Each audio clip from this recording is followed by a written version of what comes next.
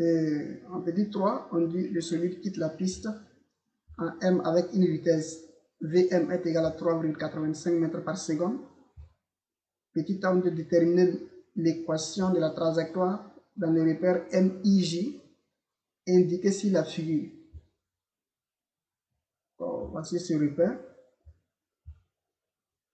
Ce repère qu'on nous parle. Donc, au-delà de M, le solide est en chute libre, donc le solide n'est soumis qu'à une seule force, c'est-à-dire son poids P. En appliquant la relation fondamentale de la dynamique qui dit la somme des forces extérieures appliquées au solide est égale à la masse du solide multipliée par son accélération. Donc on trouve la somme des forces extérieures qui est égale à P est égale à mg qui est égale à m fois l'accélération. On dit tout simplement que G est égal à A. Donc l'accélération n'est rien d'autre que le champ du pesanteur. Or, G, dans le repère OXY, qui est toujours porté par la verticale, c'est-à-dire porté par Y, Gx est égal à 0, et Gy est égal à moins G, puisque notre repère, la partie positive, se trouve au-dessus. Le sens de G avec notre J, le vecteur unitaire est de sens opposé, donc Gy est égal à moins G. Ce qui implique que l'accélération A, qui a les mêmes composantes que le G, on aura que AX est égal à 0 et AY est égal à moins G.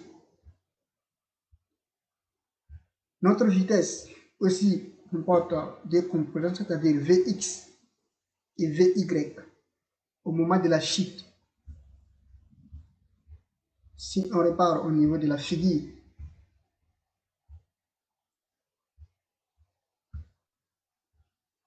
puisque au moment de la chute,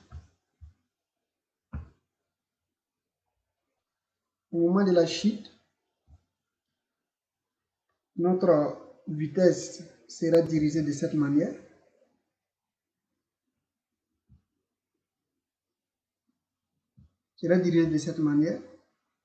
C'est-à-dire, elle va comporter une partie qui se trouve sur l'axe des Y et une partie qui va se retrouver sur l'axe des X. Et si nous essayons de faire une représentation de cette manière, on trouve notre Vx se trouve ici et notre Vy se trouve ici. Notre angle alpha qui est ici va venir se représenter ici. Si notre angle θ va se retrouver ici, notre angle θ, pas alpha, θ va se retrouver dans cette position. Donc en prenant cosinus de notre θ, n'est rien d'autre que cette partie qui représente Vy divisé par V. Donc si nous tirons, on trouve que Vy, tandis que Vy se trouve dans la partie négative du repère. Donc Vy n'est rien d'autre que moins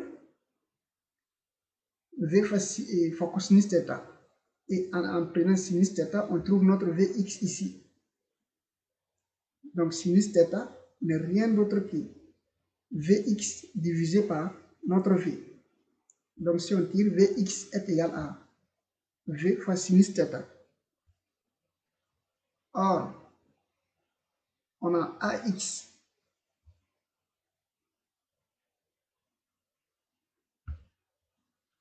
Or, on a notre AX est égal à D de Vx sur D de T, qui est égal à 0. Car AX est égal à 0. On vient de voir ça ici de suite. AX est égal à 0. Donc, ce qui implique que Vx qui est égal à, si D de Vx, D de T est égal à 0, Or, on sait bien que la dérivée par rapport au temps d'une constante n'est rien d'autre que 0. Donc, notre Vx est égal à une constante que nous allons nommer cette constante C1.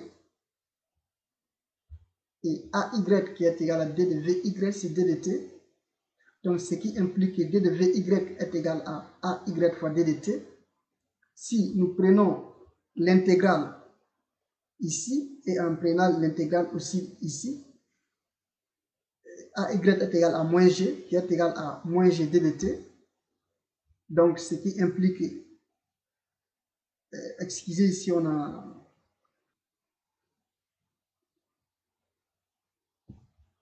donc en prenant l'intégrale ici, d de Vy qui est égal à l'intégrale de moins G d de T, on trouve notre Vy n'est rien d'autre que moins Gt, la primitive de moins G d de T, n'est rien d'autre que moins Gt, plus une constante Cd que nous allons nommer Cd.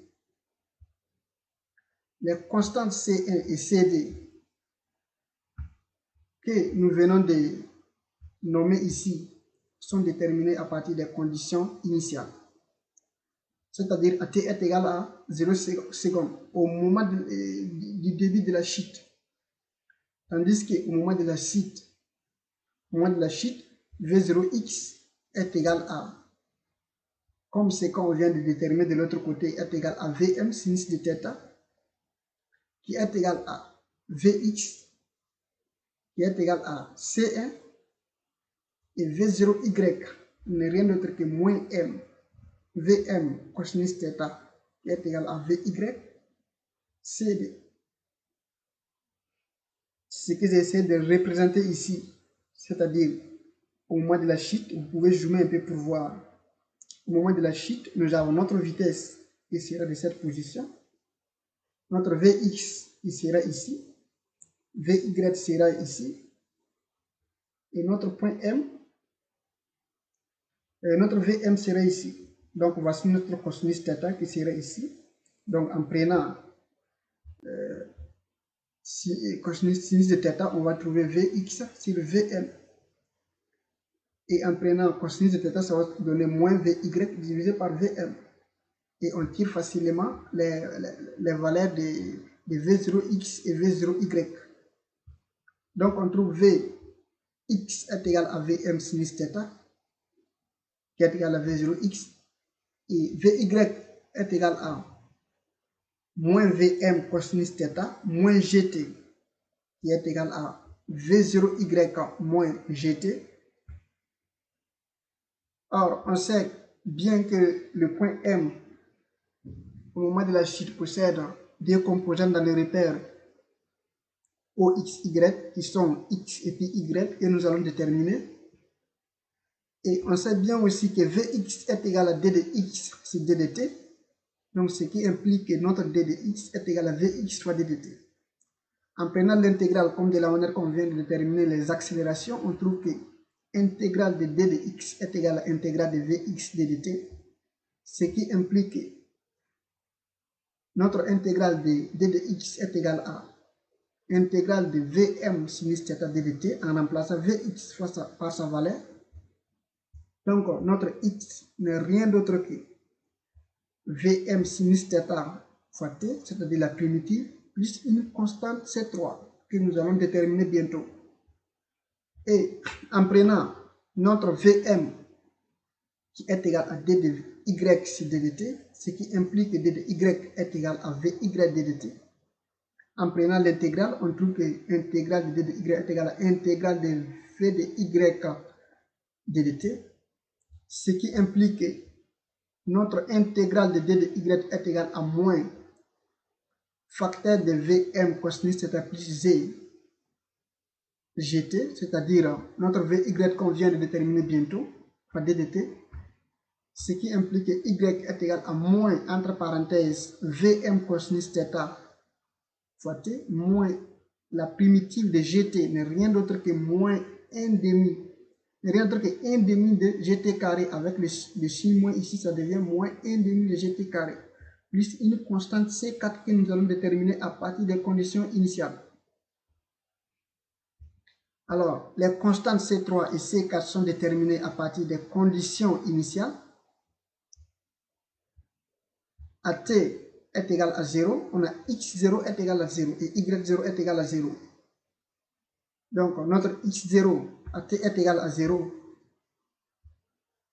Voici notre x qui est égal à Vm sinus θ fois t plus C3. Donc, à t est égal à 0, t est égal à 0. Donc, cette quantité va donner 0. Donc, x0 à t est égal à 0 n'est rien d'autre que C3 qui est égal à 0. Et ici, à t est égal à 0, notre y0 est égal à moins Vm cosinus θ fois 0, qui va donner 0, moins 1 demi de g fois 0 au carré, qui va donner 0, qui est égal à C4, qui n'est rien d'autre que 0. Donc, nos constantes C3 et C4 sont nulles. À partir de là, nous pouvons maintenant déterminer les expressions des coordonnées de notre point M, MG, G considéré comme l'origine du repère. Donc, on aura X est égal à Vm sinus θ porté par t, et Y est égal à moins 1 demi gt carré moins Vm cosinus θ fois t, que nous avons nommé ici comme l'équation 1 et l'équation 2. Alors, l'équation de la trajectoire, à partir de l'équation 1, nous pouvons tirer notre t qui est égal à x sur Vm sinus θ. Donc, ce qui implique que y est égal à moins 1 demi de g. En remplaçant t par sa valeur, ça va donner x sur Vm sinus θ au carré, moins Vm cosinus θ. En remplaçant le t par sa valeur qui est x Vm sinus θ, nous déterminons, nous avons notre tangente θ. Tangente θ n'est rien d'autre que sinus θ sur cosinus θ.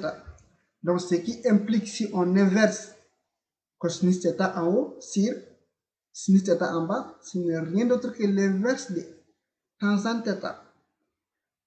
Or, l'inverse de tangente θ n'est rien d'autre que cotangente θ qui est égal à cosinus θ sur sinus θ. Alors, nous déterminons ici notre y est égal à moins 1 demi de g x carré sur Vm carré sinus θ carré, sinus carré θ, moins 1 sur tangente θ porté par x. Donc, il s'agit de notre équation de la trajectoire comme ça.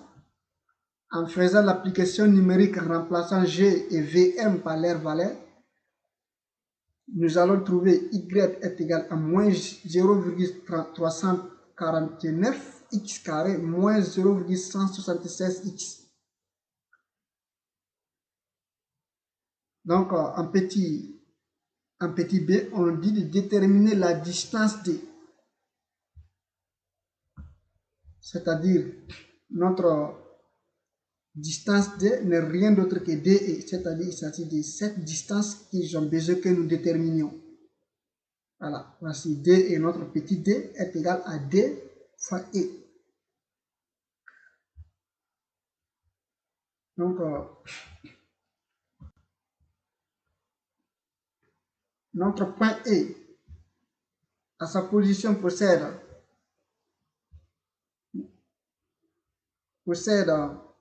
une abscisse XE et son ordonnée est YE. Au moment de la chute, voici notre YE, c'est la même chose. En prenant cosinus de θ est égal à YE sur R. Donc, on trouve notre YE n'est rien d'autre que sinus θ. En prenant sinus θ est égal à notre YE sur R. C'est R. Notre R, puisqu'il s'agit d'un cercle, c'est le même R, c'est le même rayon qui est ici, c'est le même rayon ici qui est ici.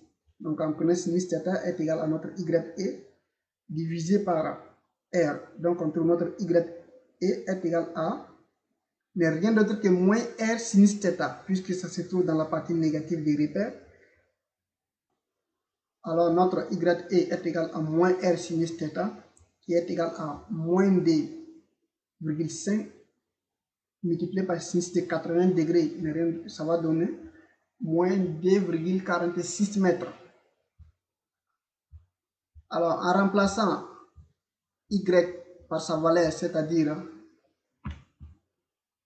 en remplaçant Y par sa valeur ici, nous allons trouver moins 2,46 est égal à moins 0,349 XE au carré, moins 0,176 XE.